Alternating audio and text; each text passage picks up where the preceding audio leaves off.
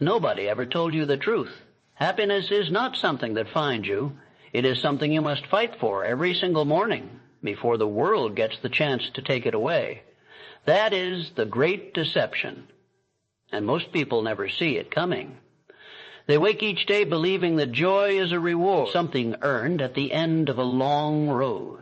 A gift handed down by fate, by fortune, by some invisible hand that has been meaning to reach them for years. They wait. They drift.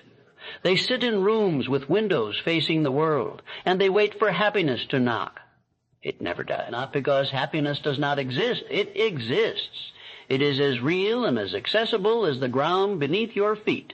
But happiness, the kind that endures, the kind that survives hardship, the kind that lives in your chest like a quiet fire, is not passive. It is active. It demands something of you. It demands that you push.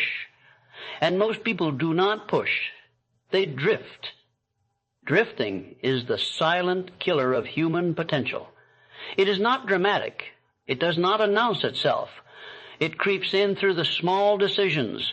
The morning you chose not to rise early, in the afternoon you let the hours bleed away without purpose, the evening you told yourself, tomorrow, I will begin tomorrow, and tomorrow came.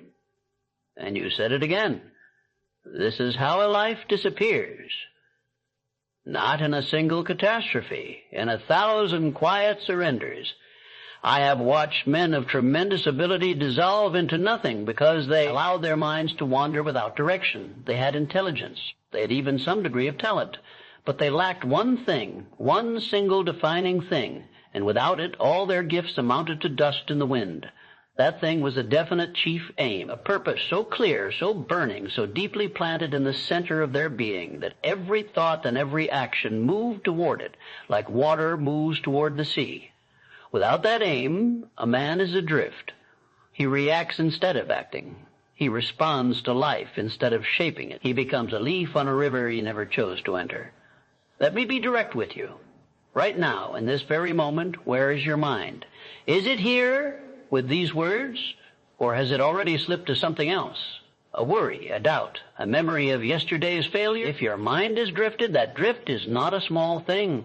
That drift is the exact mechanism through which ordinary people lose their extraordinary futures.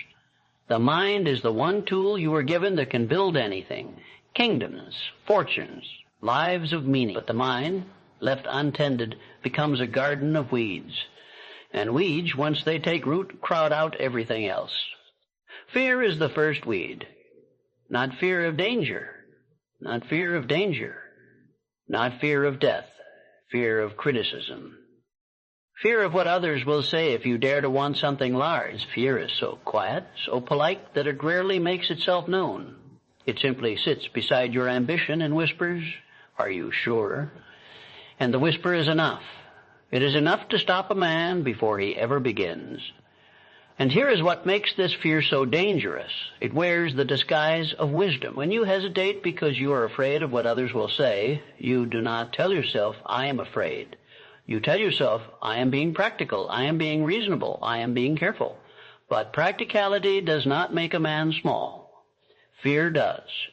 And fear disguised as caution is the most convincing lie the mind can tell itself. I knew a woman in the early days of the steel industry in the hills of Pennsylvania. Her husband had passed. Her children were young. And she had an idea, a small business, a modest venture, the kind of thing that seemed foolish to everyone around. Her neighbors did not laugh outright. They smiled. They nodded. They said things like, "That is very brave of you," in a tone that meant the opposite. And for 6 months, she did nothing. She let the idea sit. She let the silence of their doubts settle over her like snow. Then one morning she woke and she said to herself, not out loud, but in that deep, irreversible place inside where real decisions are made, she said, "I do not care what they think. I care what I become." She began that day. Within 3 years, she was not only sustaining her family, she was employing others. She had become, in the quiet and unglamorous way that true builders always do, a force. No one wrote about her. No newspaper carried her story. But she is the truest example of what I have spent my life studying. that the power to change your life does not come from the world's permission. It comes from the decision you make inside yourself, in silence, when no one is watching. Now, let us talk about that decision. Most people believe that deciding is a simple act. You weigh your options, you choose one, you move forward. But this is not how real decisions work. A real decision, the kind that reshapes a life, is not a thought. It is a commitment. It is a burning of the bridges behind you. It is the moment when you say, not with your lips, but with your entire being, this is what I will do. This is who I am becoming. And I will not turn back. Indecision is the brother of procrastination. They live in the same house. They feed from the same table. And they feast on the lives of people who have every reason to succeed, but cannot find the courage to begin. Watch how indecision works in the life of an ordinary man. He sees an opportunity, something in him stirs, a small flame catches. But then, almost immediately, a second voice arrives. It is calm. It is reasonable. It says, but what if it does not work?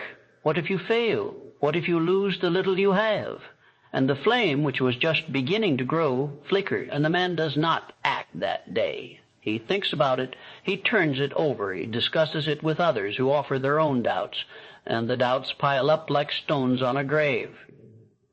By the time he returns to the idea, if he returns at all, the moment has changed. The energy has moved on. The flame is cold. This is the cost of indecision. It is not simply delay. It is the slow, quiet death of desire itself.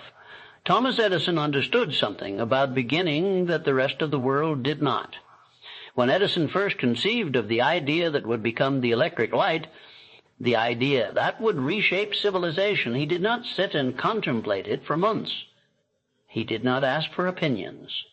He did not wait for the right moment or the perfect conditions. He began. He began with what he had, where he was, and with the stubborn, almost irrational belief that the thing he wanted to create was already possible. He failed. He failed spectacularly. He failed in ways that would have broken lesser men in a single afternoon. The materials did not hold. The filaments burned out. The designs collapsed. People told him he was chasing something that could not be caught. Investors questioned his sanity. Even the men who worked beside him, who saw his relentless labor, sometimes doubted that the light would ever come. Edison did not doubt. Not in the way that matters. He understood, and this is a truth I want you to carry with you, that every failure was not an end. It was a door. It was information. It was the world telling him, not this way, which meant that another way existed. And Edison listened. He took each failure and he turned it into a lesson, and he carried that lesson forward into the next experiment and the next and the next. There were more than 1,000 attempts before the light came on. 1,000. And on the night it finally burned, steady, bright, and unbroken, Edison did not say, I finally succeeded. He said, in essence, I have now exhausted every way this cannot be done. What remains is the one way it can. That is not stubbornness. That is faith made visible through action. Now, there is a difference between faith and wish, and this difference is the wall between the life you have and the life you want. The wish is soft. It is something you hold in your mind like a butterfly you are afraid to grip too tightly. You look at it. You admire it. You hope from a distance that it might someday come close enough to touch. A wish asks nothing of you. It sits comfortably in the imagination, warm and untested, and it costs you nothing, which is precisely why it changes nothing. Faith is not like that. Faith, as I have come to understand it through decades of studying the minds of men and women who achieved great things, is not a feeling of comfort. It is a feeling of certainty that exists before the evidence arrives. It is the absolute conviction, not hope, not belief, but conviction that what you are working toward will come to pass, provided you do not stop working. Faith without action is a prayer whispered into an empty room. But faith with action, faith that moves your hands, that rises you from your bed before dawn, that keeps you at your desk when every instinct tells you to rest. That faith is the engine of everything that has ever been built. And here is the part that most people miss. Faith is not something you either have or do not have. Faith is something you build. You build it the same way you build muscle, through resistance, through showing up when it is hard, through acting before you feel ready and then watching, slowly, as the evidence begins to confirm what you already chose to believe. Before I continue, answer one question honestly. Are you truly pushing yourself toward happiness every single day? Or are you waiting for happiness to arrive on its own? If you're still listening, something inside you is waking up. Good. Let it wake. Let it stretch. Let it open its eyes and look at the life you have built so far. And then look at the life you have not yet built. The distance between those two lives is not measured in talent. It is not measured in luck. It is measured in how willing you are to push. Andrew Carnegie understood this better than almost anyone of his generation. Carnegie was not born into comfort. He was born into hunger, into a family that had to flee one country for another simply to survive. And he arrived in America with almost nothing, no money, no connections, no guarantee that the ground beneath him would hold. But Carnegie had something that money cannot purchase and connections cannot manufacture. He had clarity. He knew what he wanted. Not in a vague, dreamy sense, not in the way a man might say, I would like to be successful someday. Carnegie had a definite chief aim. He could see it. He could feel its weight. He could draw its outline in the dark. From that clarity, he built an empire. He did not do it alone. That is another truth worth holding. Carnegie understood that no single man, no matter how gifted, can achieve great things in isolation. He understood the power of organized planning, of surrounding himself with minds complemented his own, of building systems that could carry a vision farther than any one person could carry it by hand. He chose his companions with the same care he chose his strategies. He did not surround himself with men who would tell him what he wished to hear. He surrounded himself with men who would tell him what he needed to know. This is organized planning at its finest. It is not merely a list of steps. It is the deliberate construction of a life, the gathering of resources, the alignment of efforts, the patient assembly of everything required to move a dream from the invisible world of thought into the visible world of action. He did not scatter his efforts. He did not wake each morning and chase whatever thought entered his mind first. He gathered his energy the way a river gathers water, from many small streams all flowing in the same direction, and he directed that gathered force toward one purpose. This is what scattered thinking costs you. When your mind moves from one desire to the next without ever settling, you become a man of many beginnings and no endings. You start 10 things, you finish none. You look back at the end of a year and you cannot point to a single thing you built from foundation to roof. You have wasted not only your time, but your potential. And potential, once wasted, does not wait to be reclaimed. Scattered thinking is not a flaw of character. It is a flaw of discipline. Discipline, unlike talent, can be learned. It can be practiced. It can be cultivated the way a farmer cultivates a field through daily, unglamorous, patient labor. Now let me tell you about a man I once encountered in the coal country of West Virginia. I will not give you his name because his name does not matter. What matters is what he did and what it cost him. This man worked in the mines from the age of 14. His hands were ruined by 40. His back was bent. His lungs carried the dust of decades. He had no education beyond what the local schoolhouse could offer, which was very little. And by every measurement the world uses to judge a man, he had no reason to expect anything beyond the life he was already living. But he had a desire, a quiet, persistent, almost stubborn desire to own land, not great land, not vast acreage, a small piece of earth where he could plant something and call it his, where his children could stand and know that the ground beneath them belonged to their father. People told him it was impossible. With his wages, with his debts, with the life that the mines had given him, the idea of owning land was to them a joke, a cruel and pointless dream. He did not argue with them. He did not defend himself. He simply began. He saved, not comfortably, not easily. He saved in ways that meant going without things other men considered necessary. He wrote things down. He made a map of his future, a simple, honest map, and he followed it the way a traveler follows a path through unfamiliar woods. There were seasons when the path nearly vanished. There were winters when the savings felt so small against the dream that despair was the more reasonable response. But he did not choose despair. He chose the next day, and then the next. It took him 11 years of pushing, 11 years of saying no to every comfort that would have derailed him, 11 years of waking up each morning and choosing his aim over his exhaustion. And one most, what you will the master king, will what you may all will that will which use. 11 acres, rough, unbroken ground, but his. And his children stood beside him, and the sun came up over the ridge, and he did not say a word. He did not need to. The land spoke for him. That is what persistence looks like when you strip away the romance and the mythology. It looks like 11 years of quiet, unglamorous work. It looks like a man choosing every single day to push. You think it. You feel it. You act on it.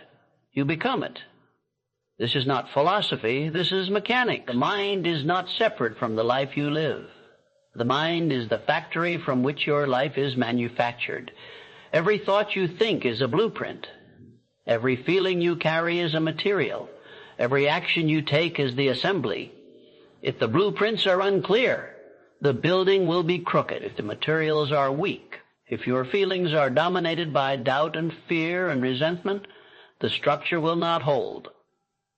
And if the assembly is lazy, if you put in 1 hour when 10 are required, the building will never rise to the height you imagine. There is a law at work here, as reliable as gravity. What you hold in your mind with conviction and emotion, you will eventually attract into your life. This is not mysticism. It is observation. The man who believes deeply that he will fail will unconsciously move toward failure. He will avoid risks that might save him. He will dismiss the opportunities that appear. He will interpret every setback as confirmation of what he already believed. And the man who believes deeply that he will succeed will, with equal reliability, move toward success. He will see the opportunities. He will take the risks. He will persist through the setbacks because his mind has not accepted defeat as an option. The thoughts shape the life. This is the foundation upon which everything else is built. Henry Ford knew this. Ford was not the most brilliant man in the room. He was not the most educated, but he possessed something rarer than brilliance. He possessed an absolute refusal to accept the limitations that others placed upon him. When Ford looked at the automobile, he did not see what it was. He saw what it could become. And when every person around him, bankers, engineers, businessmen, told him that his vision was too large, too expensive, too impossible for ordinary people to ever own a car, Ford did not retreat into doubt. He retreated into planning. He built systems. He built processes. He built a method of production so efficient, so elegantly organized that the price of an automobile dropped from something only the wealthy could dream of to something an ordinary working man could reach for. The world did not hand Ford this achievement. He assembled it piece by piece, decision by decision, with a clarity of aim that never wavered, even when the evidence around him suggested it should. Ford did not change the world through genius alone. He changed it through organized thinking, through the disciplined application of a clear aim, carried forward by faith, sustained by action, and refined through failure after failure after failure. Adversity was not Ford's enemy. It was his teacher. Every problem that arose in the factory was a question that needed answering. Every setback was a gap in his understanding that needed filling. He welcomed difficulty the way a student welcomes a hard question on an examination. Not with dread, but with the quiet recognition that the answer, once found, would make him stronger. This is the truth about adversity that most people never accept. It is not punishment. It is not evidence that life is working against you. Adversity is the very mechanism through which ordinary men become extraordinary. It is the forge. And the forge does not destroy the metal. It shapes it. You have been shaped already by hard things. You know this. The question is not whether you will face difficulty. You will. The question is what you will do with it. Will you let it bend you into someone smaller, or will you let it hammer you into someone sharper? The answer to that question is not decided in the grand moments. It is decided in the ordinary ones. In the morning when you are tired and the world feels heavy and there is no one watching, and no one cheering, and no grand narrative to carry you forward, it is decided in those small, silent hours when the only voice in the room is your own. And in those hours you must push, not because pushing is comfortable. It is not. Not because the results are immediate. They rarely are. But because pushing, the act of choosing again and again to move toward what you want rather than settling for what you have, is the single most powerful force available to a human being. It is more powerful than talent. Talent without push is a seed never planted. It is more powerful than luck. Luck without push is a wind that blows past you. And it is more powerful than circumstance. Circumstance is the ground you were given. Push is what you build upon it.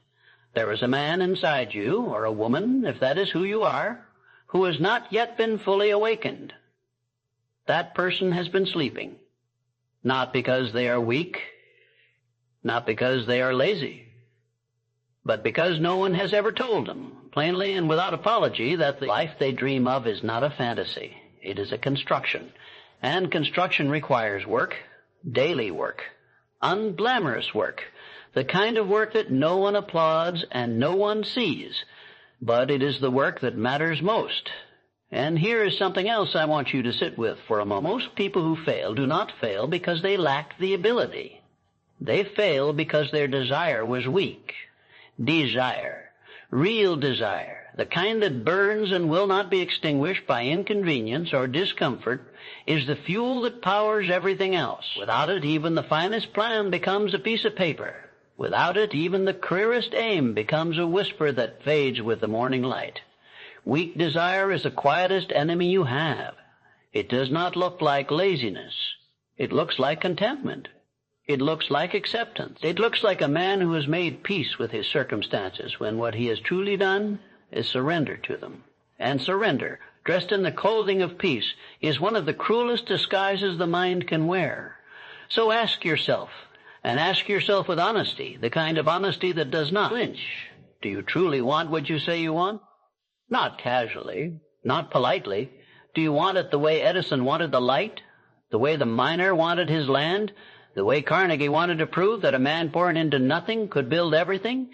Do you want it badly enough to push for it today? Not someday, but today? If the answer is yes, then nothing in this world can stop you. Not failure, not doubt, not the opinions of others. Because desire, when it is real and when it is paired with action, is an unstoppable force. So here is what I want you to understand, and I want you to understand it not as an idea you entertain for a moment and then release, but as a truth you carry with you into every room you enter, every decision you face, every morning you rise. Happiness is not waiting for you at the end of some distant road. It is not a reward to be collected after sufficient suffering. It is not something the world owes you for the years you have endured. Happiness is the result of a life lived with purpose. It is the quiet byproduct of knowing what you want and moving toward it. Not once, not when the mood strikes, but every day. Every single day does not require perfection. It does not require that every day feel triumphant.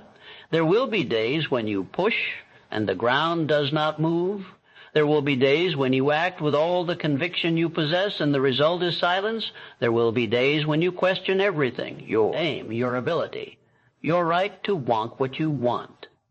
On those days you push anyway, not louder, not harder necessarily, but consistently, steadily, with the calm, unshakable certainty of a man who has looked at his own life and decided, truly decided, that he will not leave it to chance. This is what I've learned in all my years of studying the minds that shaped this world. The men and women who achieved lasting things, the ones who did not merely succeed, but who built something that mattered, something that endured, were not the cleverest. They were not always the most talented. They were the most decided. They were the ones who, on the morning when everything inside them whispered, "Stop," chose instead to continue. They chose to push, And in that choosing, quietly, without fanfare, without applause, they became happy. Not the happiness of ease, not the happiness of comfort. The happiness of a life that is moving, purposefully, deliberately, with intention, toward something that matters. That happiness is available to you right now. Not tomorrow. Not when you are ready. Not when the conditions are perfect. Now. You do not need more talent. You do not need more luck. You do not need permission from anyone.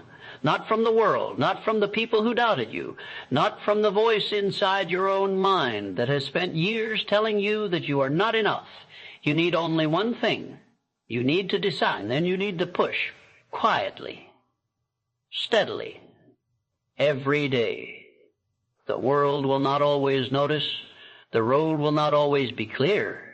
But somewhere ahead of you, not far, closer than you think, there is a morning when you will stand on ground that you built yourself, and the sun will come and you will know, in that place inside where truth lives without noise, that you did not wait for your life. You made it. That is the only happiness worth having.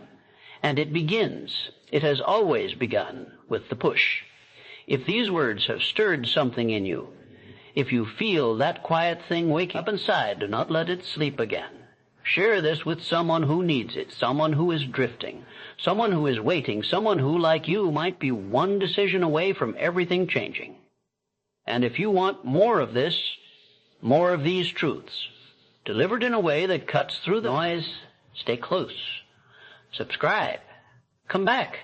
Because the road is long, and there will be days when you need to be reminded that the push is worth it. It always is.